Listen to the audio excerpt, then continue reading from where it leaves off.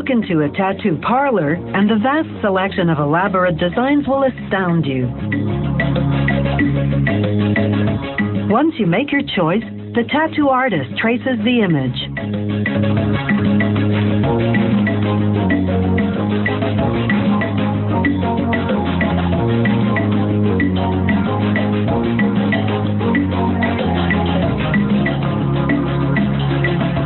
Next, he places the traced image on carbon paper and retraces the lines. This creates a carbon outline of the tattoo on the reverse side. The artist will use this blueprint, as it's called, as his guide.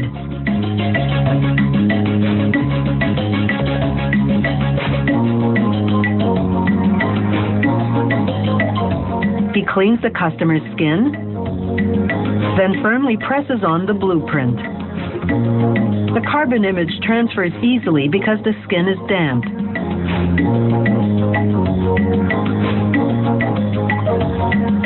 Now it's time to construct the needles.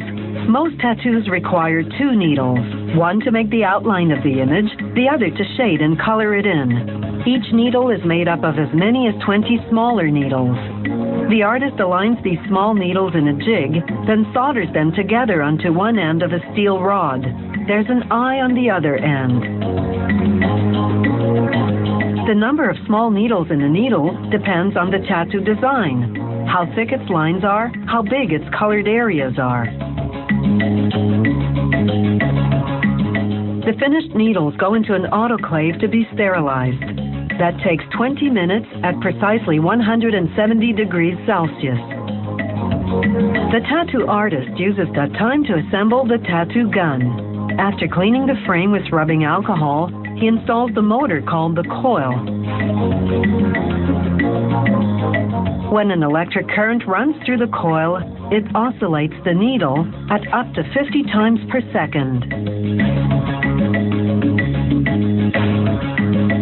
Once the 2 needles are sterilized, he takes the one for outlining, called the liner, and slides it into the tattoo gun.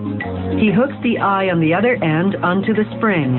As the spring moves back and forth, it moves the needle up and down. The tattoo artist stops and starts it with a foot pedal, like a sewing machine. Time to tattoo. He turns on the power supply to 10 volts and dabs the needle in the ink cap. The gun sucks up the ink. Some petroleum jelly on the skin helps the needle glide more easily. He begins by tracing the lines of the blueprint.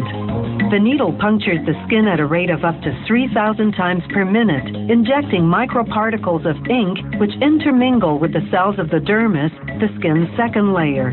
The artist continually wipes away the excess ink to keep his work area clean.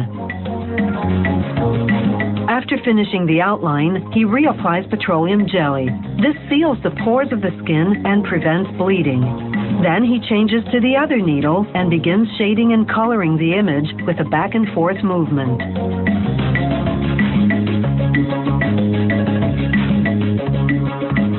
He applies one color at a time, overlapping them to ensure thorough and even coverage. The needle can penetrate from 1 to 4 millimeters, and a good tattoo artist knows just how deep to go to create the different parts of the image. For example, he has to inject the outline the deepest, but going too deep can tear the skin and cause excessive pain and bleeding. But not going deep